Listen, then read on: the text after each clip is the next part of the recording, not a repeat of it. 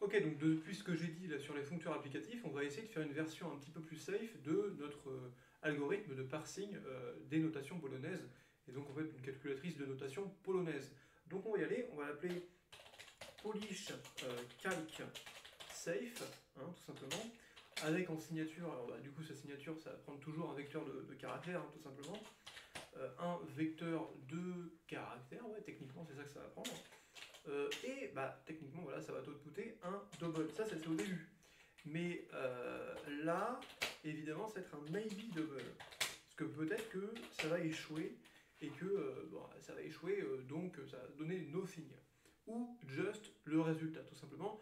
Je vous en reparle, mais au lieu que ça fasse cracher le programme, par exemple, dans une lecture de quelque chose qui n'est pas un entier représentable, donc imaginons que j'ai un readless d'un truc de type 45, attends, on va faire un read de ça, on dit que c'est un int, ça fait bien 45, mais si j'ai un truc de type avec des chaînes de caractères, bon, ça fait cracher le programme. Et moi j'ai envie que, même si l'utilisateur tout simplement il entre n'importe quoi, que ça ne fasse pas cracher l'entièreté du programme, mais que ça renvoie juste une valeur qui dise que la fonction n'a pas marché.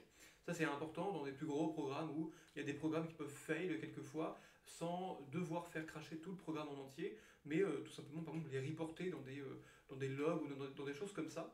Alors là, du coup, on va le faire juste avec notre calculatrice en notation polonaise. Donc on va y aller, tout simplement. Alors, donc qu'est-ce qui va se passer? Donc déjà, polish, calc, je remets ça, calc, safe. On va prendre évidemment le seul input qui est une liste, en fait, hein, techniquement c'est une liste. Et toujours, hein, c'est un pli gauche, donc ça va être un petit fold L de quoi? D'une fonction qu'on va définir après. Donc on va faire, je sais pas, safe parser. Par exemple, l'accumulateur au début, bah, c'est une liste évidemment, et on va toutes les valeurs sont dans XS. Alors, techniquement, ils sont dans plutôt words de XS. Pourquoi ils sont dans words de XS? Parce que, bah, évidemment, quand je fais un words de une chaîne de caractères, hop, là, vous voyez bien que tout ce qui était mis par espace a été supprimé, et on a un vecteur de tout ce qui n'est pas des espaces. Donc ça, c'est intéressant. Quand j'ai par exemple des trucs genre de type exponentiel, je veux que je puisse pattern matcher exponentiel à un certain moment donné, donc il me faut ce genre de choses. C'est pour ça que je vais utiliser Word, et donc là du coup je vais faire une composition de fonctions évidemment, donc c'est un fold L sur save parser avec un accumulateur qui est celui-là, et en valeur on a un words de XS, donc de la liste, hein, du vecteur de caractères. Ok, super, et donc ça, on va juste vouloir prendre le premier résultat, donc on va faire un petit head de ça. Ok. Donc maintenant, on va s'attarder sur Safe Parser. Alors, Safe Parser, donc sa signature, bah, évidemment, on prend du coup techniquement, on prend une chaîne de caractères, hein, parce que là-dedans, c'est une chaîne, donc c'est évidemment une chaîne de caractères.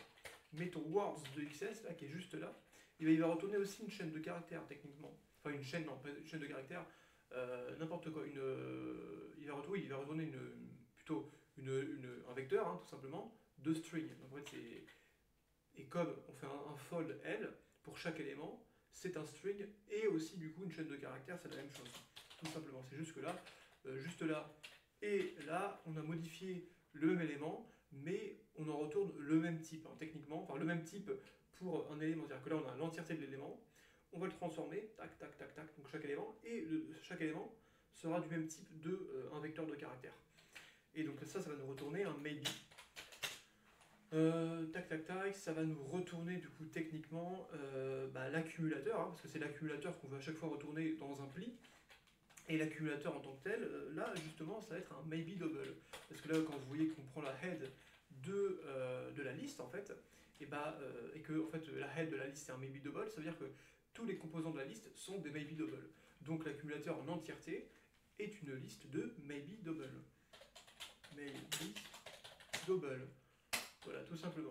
Donc, safe parser qui va prendre, je vous ai dit, donc, une liste, hein, techniquement un vecteur de caractères, un vecteur, ok, tout simplement.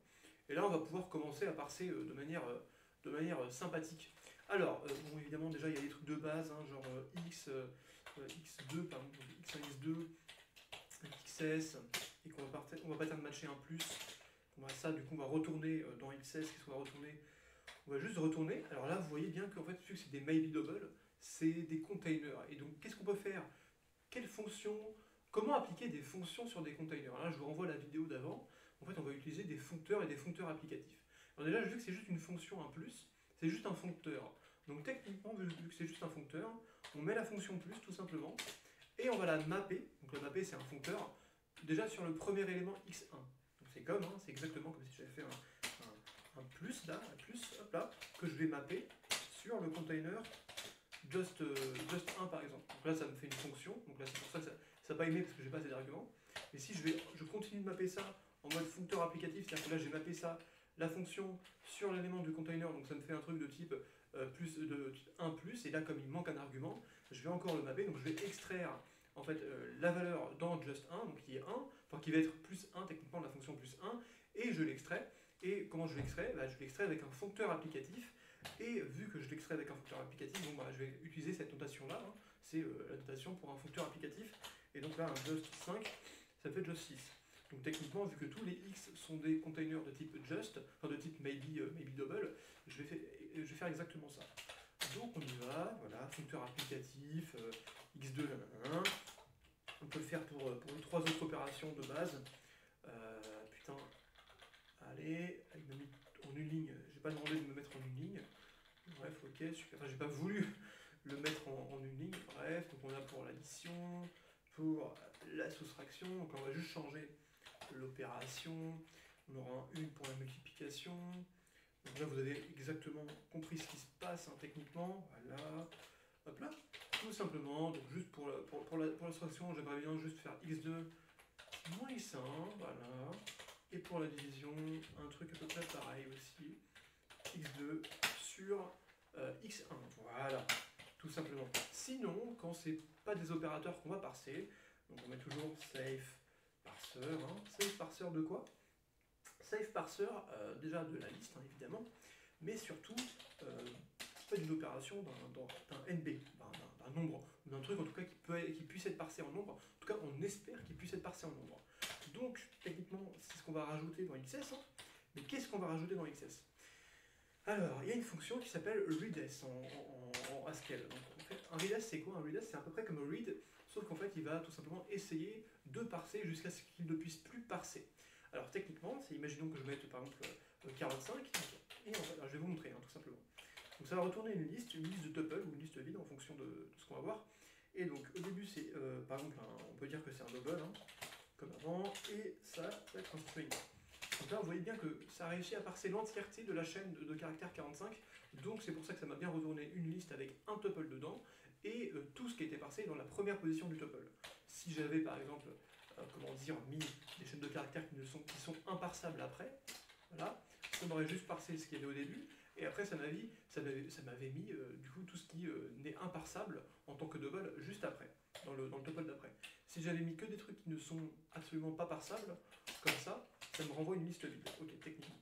Donc ce que je vais faire, c'est que je vais appliquer la fonction readS, tout simplement.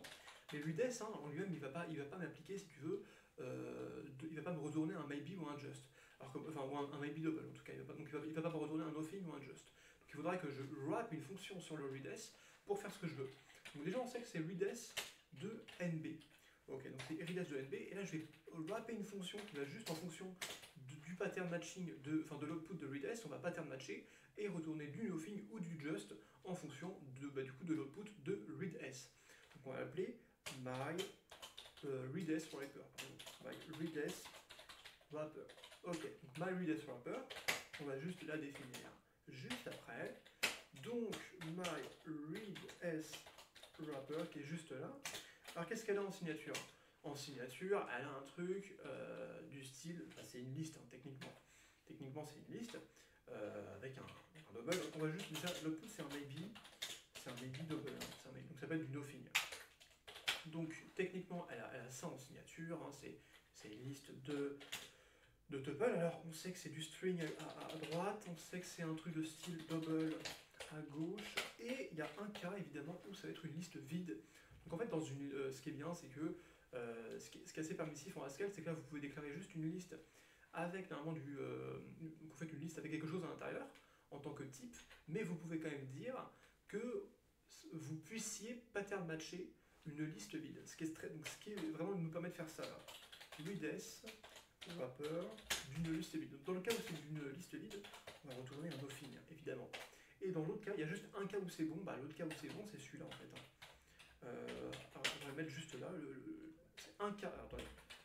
Le seul cas où c'est bon, ça va être celui-là. Là, où vous avez une sorte de liste en fait, avec un X, donc ce qui va être le double, et là vous avez juste un truc qui est empty. Donc là, on va bien retourner just X.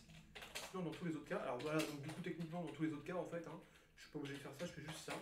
Voilà, donc c'est un truc vraiment qui prend tous les autres cas possibles, ce qui va me retourner. Et là, je peux retourner nothing, parce qu'il y a juste un cas où c'est bon. Donc, techniquement, on est plutôt bon à faire ça. Donc là, on a bien l'application avec les foncteurs applicatifs sur les containers just, sur les containers maybe double. Pourquoi aussi c'est pas mal de faire ça? Parce que techniquement, si je fais un truc de style, une fonction par exemple, que je vais mapper sur, là, vous avez compris, sur un just simple, là, un foncteur applicatif, sur un just, là, ça marche bien, mais si je mettais un nothing, s'il y avait un nothing en fait, qui était, où est-ce, excusez-moi, voilà, c'est bon, oula. Bref, n'importe quoi.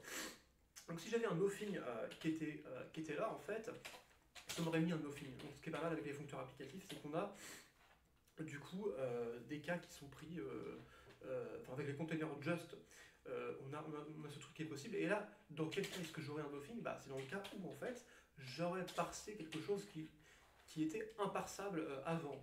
Donc j'aurais eu soit un x2 ou un x1 qui n'était pas parsable en tant que double, et donc j'aurais eu un nothing. Et si j'ai un nothing, et bah l'entièreté en fait, à chaque fois que je vais folder, que je vais plier l'accumulateur, vu que j'aurai un nothing dans l'accumulateur, et bah le nothing en fait il va se propager, enfin, il va absorber, il va manger tout en tant que nothing, vu que n'importe quoi, c'est comme en fait une liste de booléens, c'est comme un all. Là il y a un problème de signature aussi je crois, parce qu'évidemment bon bah là j'ai pas le bon nombre d'arguments, donc j'ai évidemment la chaîne de... attendez, non si j'ai le bon nombre d'arguments. Parce que là j'avais compilé ça tout à l'heure. Baby3.hs. Alors, colon match type char with maybe double. Intéressant. Bah oui, c'est un petit peu normal. Là, tu vois qu'il y a un petit problème là. Il manque un argument. Et ça, c'est le type maybe double. Voilà. Et là, tu vois, c'est bon, ça compile. Donc techniquement, si je vais chercher safe parser 2, ça va fonctionner. Hein. Alors, c'est pas comme ça que ça marche, du coup, c'est comme ça. Alors, il veut pas. Pourquoi est-ce qu'il veut pas? Safe parser. Non, c'est pas safe parser, n'importe quoi, c'est polish calc self. Le parseur il est juste appelé dans polish calc self. Polish calc self de ça. Voilà, ici je veux faire x8 par exemple 64, ça me fait bien ça. Si je mettais quelque chose qui est imparsable, ça me fait bien du nothing. Sinon ça me fait bien du just résultat. Voilà tout pour tout ce qui est container just et comment rendre des fonctions qui sont plutôt safe que ce que je faisais avant, tout simplement.